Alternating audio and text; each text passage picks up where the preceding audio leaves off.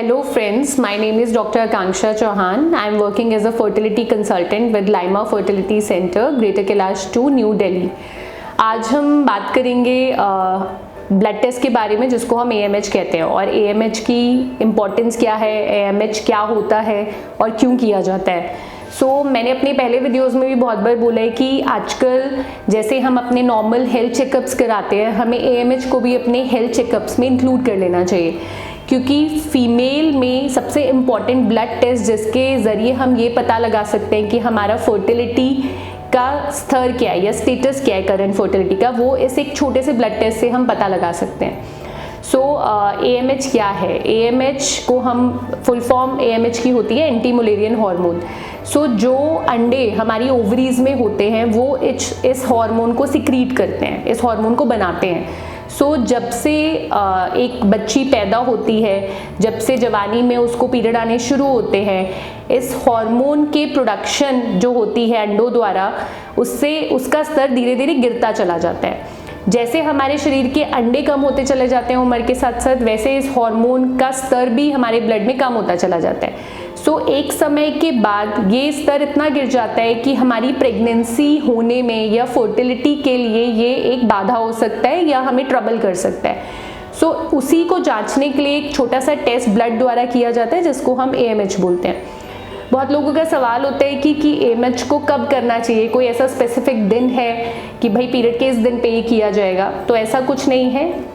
AMH जो है वो हमारे शरीर में जो अंडे हैं वो सिक्रीट कर रहे हैं, तो ये किसी भी दिन आप महीने के करें इसका वैल्यू ऑलमोस्ट सेम आता है। थोड़ा बहुत लैब वाइज ये वेरी हो सकता है, बट अगर आप इसको एक स्टैंडर्ड लैब से कराते हैं तो ये एक आपको करेक्ट वैल्यू बताता है आपकी फर्टिलिटी की। AMH आप महीने के किसी भी दिन करा सकते हैं, खाली पेट भरे पेट से कोई फर्क नहीं पड़ता, खा के पी के कभी भी करा सकते हैं।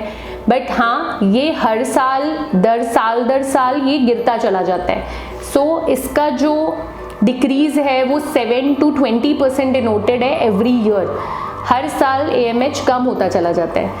दूसरा एक चीज़ आती है कि AMH क्वालिटी भी दर्शाता है, तो नहीं, AMH सिर्फ अंडों का नंबर हमारी ओवरी में दर्शा सकता है कि ये नंबर कम हो रहा है, बट क्वालिटी अच्छी है खराब है ये AMH नहीं दर्शाता।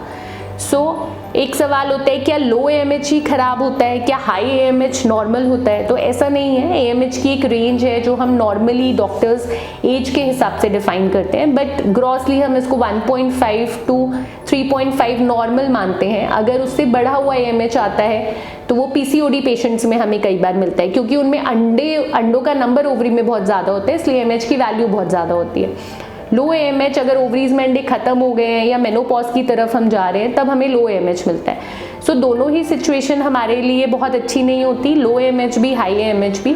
दोनों ही कंडीशंस में आप अपने फर्टिलिटी एक्सपर्ट से मिलें और अपनी फर्टिलिटी को प्लान करें। अगर AMH नॉर्मल रेंज में है तब भी आप फर्टिलिटी से अगर जूझ रहे हैं इनफर्टिलिटी से, तो आप अपने फर्टिलिटी स्पेशलिस्ट से मिलकर उसको टैकल करें।